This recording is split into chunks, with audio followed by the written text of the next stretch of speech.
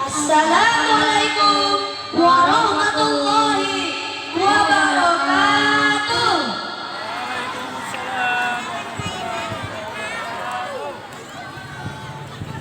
Bapak, Ibu guru, dan teman-teman yang berbahagia, serta hadirin wal hadirat yang dimuliakan oleh Allah.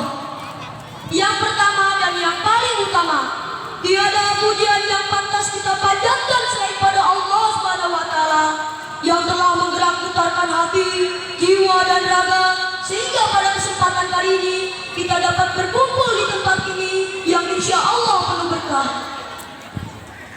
Salawat dan salam semoga selalu tercurahkan kepada junjungan kita Habibana wa Nabiyana Baginda Rasulullah Muhammad Sallallahu Alaihi Wasallam beserta keluarga dan sahabatnya, para tabi'in dan tabiatnya, dan insya Allah sampai kita selaku umatnya. Amin.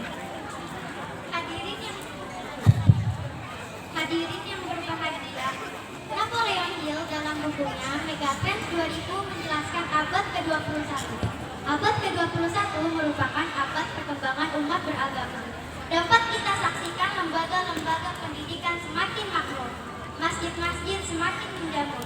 Pengajian dan pengkajian tidak lagi sebatas forum dan podium, melainkan sudah merambah ke media cetak dan media elektronika.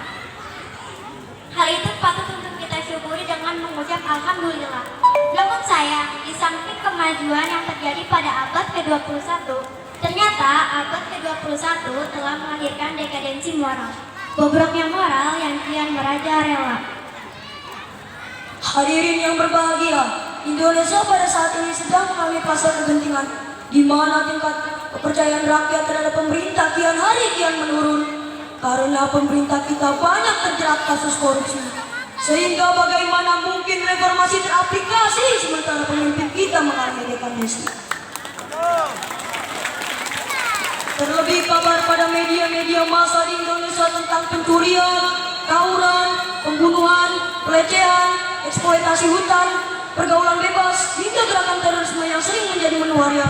Lantas timbul pertanyaan, apa yang harus kita lakukan? Salah satu jawabannya, berikut tema yang akan kami angkat pada saat ini, yaitu akhlak Rasulullah sebagai kunci perbaikan dekadensi moral, yang dilandaskan pada Quran Surat Al-Ahzab ayat 21.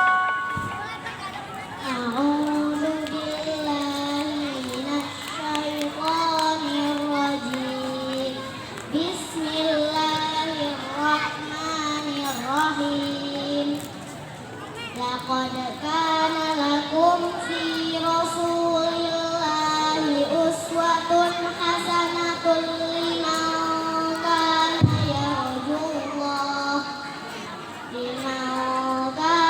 yarjullaha wal yawmal akhir wa dzakarallaha katsiran. Aku berlindung kepada Allah dari godaan syaitan yang terkutuk.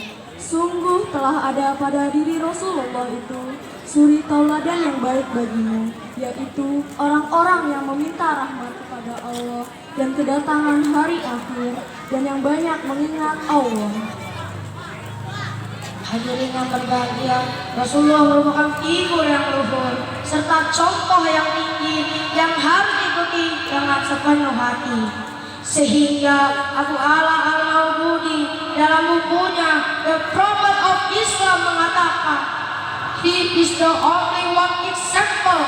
Rasul merupakan contoh yang lengkap.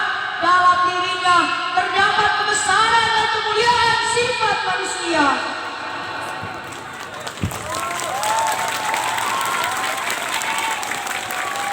Karena itu pentingnya akhlak Rasul yang selalu mengutamakan kepentingan rakyat dan mengutamakan akhlakul karimah, sehingga mampu merubah masyarakat biadab menjadi masyarakat beradab, berseteru menjadi satu. Yang dulunya menyembah berhala kini kembali menyembah Allah Ta'ala, sehingga Michael Hart menyebutnya dalam bukunya The 100 Ranking of the Most Influential Person in History. Hal ini membuktikan dari sabdanya, Innama bu'istu lutammima makarimal akhlaq. Sesungguhnya aku diutus untuk menyempurnakan akhlak. Lantas bagaimana alam bangsa kita yang telah mengalami dekadesi, terutama para pemimpin kita saat ini?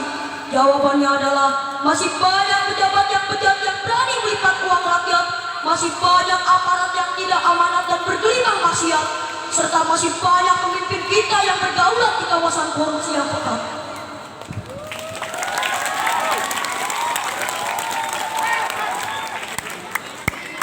Hadirin yang berbahagia, di tengah kegentingan negara kita saat ini, di tengah maraknya degradasi di semua aspek kehidupan, ini menjadi tugas kita bersama agar sama-sama dapat keluar dari lubang buaya, kemudian masuk ke pintu surga. Hal itu tak lain dan tak bukan, yaitu dengan kita mengimplementasikan roh Rasulullah di tengah-tengah kehidupan kita.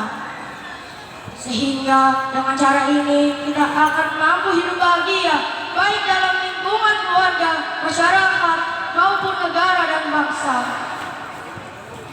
Dan Allah pun akan menganugerahkan keberkahan kepada kita semua penduduk bangsa ini.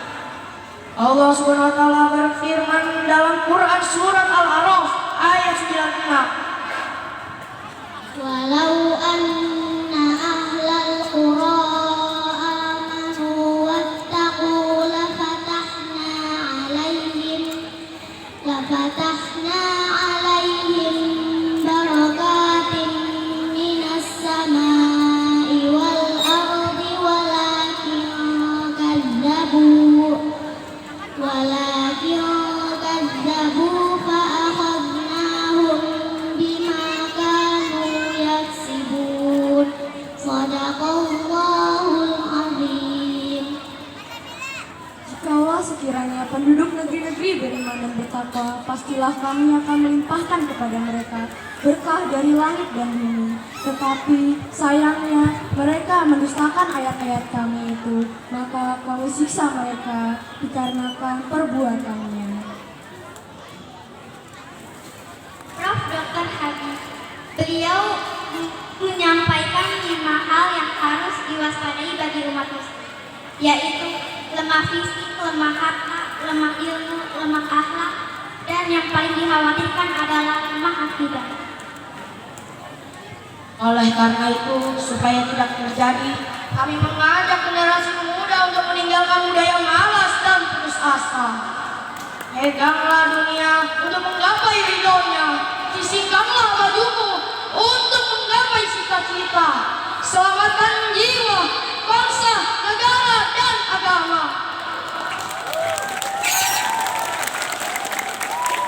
Wahai pemuda harapan bangsa, ambil sampanmu, arungi lautan, patahkan dayungmu, tanganmu ayuhkan, robek layarmu, bajumu gunakan, gerakan sampanmu, arungi lautan.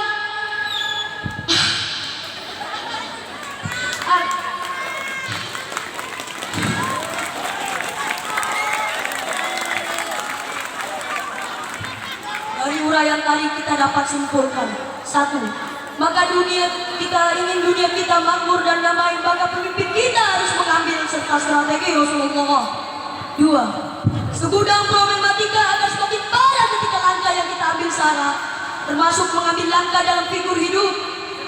3. Rasulullah merupakan contoh karismatik yang kita sendiri akan temukan jawaban atas masalah yang kita hadapi, termasuk korupsi di negeri ini yang sudah menggerogoti hak rakyatnya demi kepentingan pribadinya. Ketika kita kembali menghadirkan roh Rasulullah dalam kehidupan kita sehari-hari, hadirin, itulah yang dapat kami sampaikan. Hidup sendirian tanpa kekasih. Cukup sekian dan terima kasih.